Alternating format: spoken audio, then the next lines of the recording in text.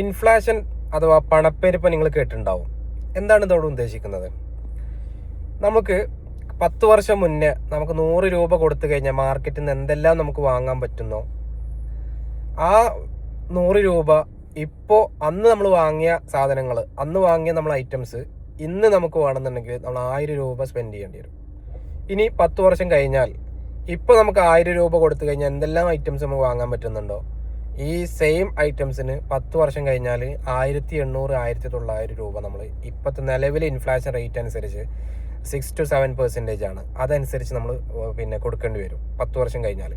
ഇവിടെയാണ് നമ്മൾ ഇൻവെസ്റ്റ്മെൻറ്റ് ചെയ്യുന്ന സമയത്ത് ഇൻഫ്ലേഷൻ ബീറ്റ് ചെയ്തിട്ടുള്ള ഗ്രോത്ത് ഉള്ള ഇൻസ്ട്രുമെൻറ്റിൽ ഇൻവെസ്റ്റ് ചെയ്യണം എന്ന് പറയാൻ കാരണം, ഒരു 7% അതിൻ്റെ മുകളിൽ കിട്ടുന്ന ഗ്രോത്ത് കിട്ടുന്ന ഇൻവെസ്റ്റ്മെൻറ്റിൽ ഇൻവെസ്റ്റ് ചെയ്ത് കഴിഞ്ഞാൽ, ഒരു 10% അല്ലെങ്കിൽ 10% മുകളിലൊക്കെ ഇൻവെസ്റ്റ്മെൻറ്റ് ഗ്രോത്ത് കിട്ടുന്ന ഇൻസ്ട്രുമെൻറ്റിൽ ഇൻവെസ്റ്റ് ചെയ്ത് കഴിഞ്ഞാലാണ് നമുക്ക് ഇൻഫ്ലേഷൻ ബീറ്റ് ചെയ്തിട്ടുള്ള ഗ്രോത്ത് കിട്ടുക.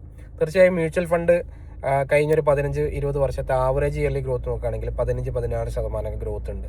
മ്യൂച്വൽ ഫണ്ട് റിലേറ്റഡ് ആയിട്ടുള്ള എല്ലാവിധ സംശയങ്ങൾക്കും നിങ്ങൾക്ക് താഴെ കാണുന്ന നമ്പറിൽ മെസ്സേജ് ചെയ്യാം. Okay, thank